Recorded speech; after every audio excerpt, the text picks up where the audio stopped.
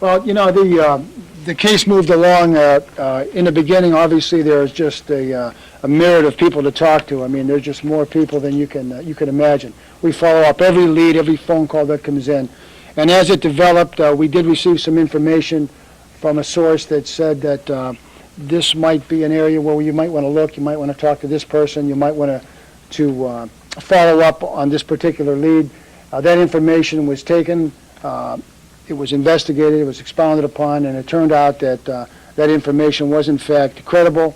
And as a result of following up on that information, we were able to secure, like I said before, admissions of the two men that we've arrested in this case, of their participation in this crime. You're saying, by the way, you're saying that both men, according to the news release, you said then after interviewing these two men, both admitted to their respective parts in the fire, but Salagovic pleaded not guilty this morning, and the other fellow, Sulik, pleaded guilty. That's correct. Yes, sir. Mm-hmm. When were these two arrested?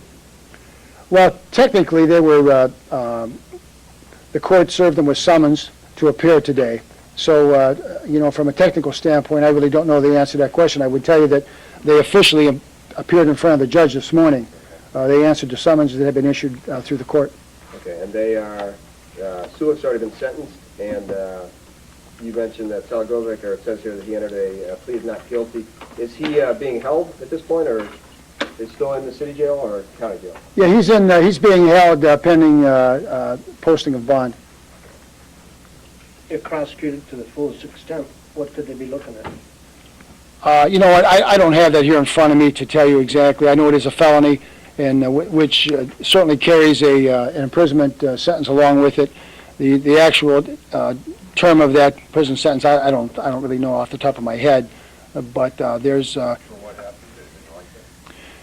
really don't have anything in that regard to report. The case, like I said before, a lot of the parts of the case are still ongoing, and there could be along the way suppression hearings and some other things that could come out.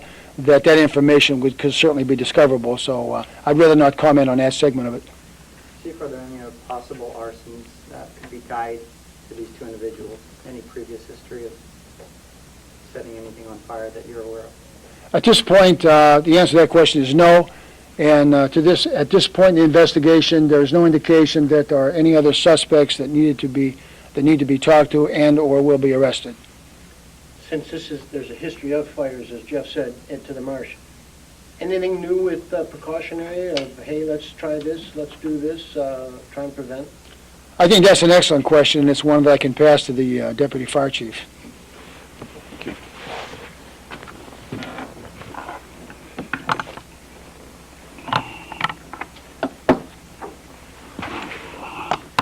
He's going to share that response, I think. With, yes, I'm going to pass it, move the mics down along the table here.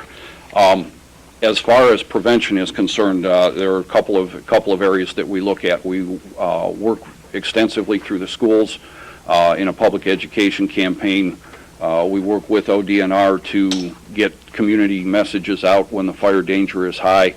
We have access to the Mentor City Community Channel and the community newsletter, which we use to communicate fire risk information to the citizens. And I also am aware of the reforestation type of project that the Natural History Museum and ODNR is working on to change the makeup of the marsh back to more fire resistive and truly more native plants, and I'll defer that to Charlotte.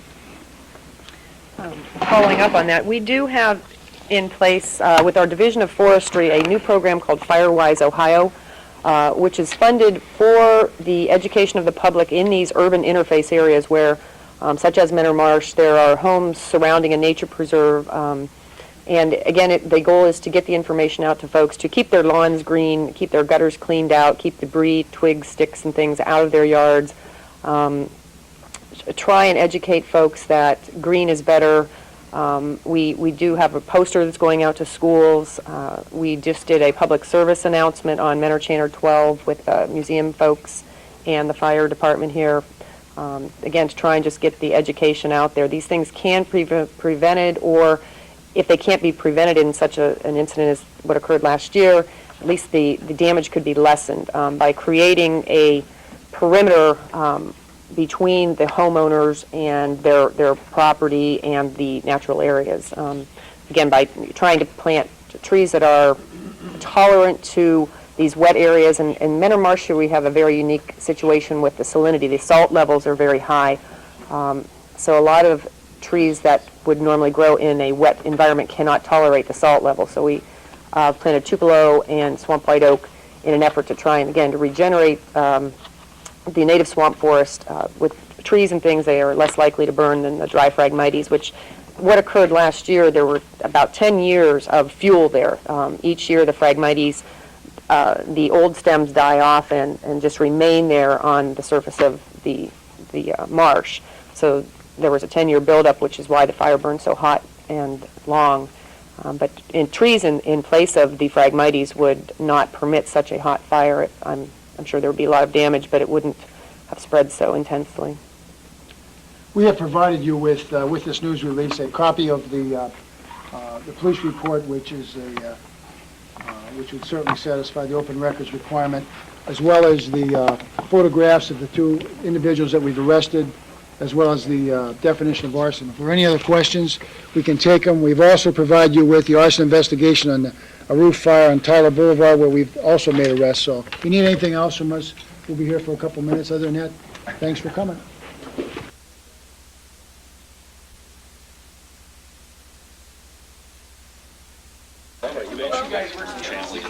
We could probably be moving against the residents of the Marsh Fire. On the, I don't remember who it was now. Require the expenditure of a large I'm amount of Ally. resources. Allison, you are with?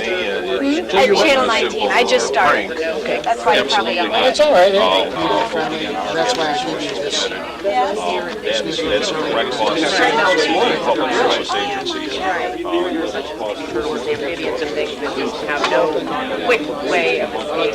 We probably have higher numbers of those types of animals. Probably, yeah, I would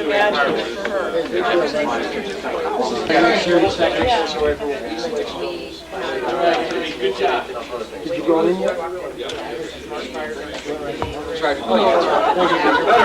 Oh, Wednesday. I just saw him at the ground. Just so that we're able to distinguish it. It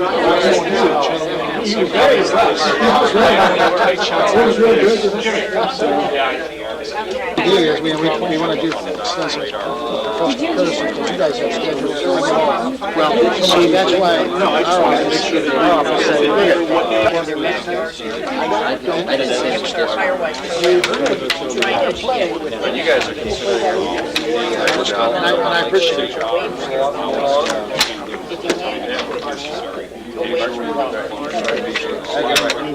So I kind of keep an eye on it.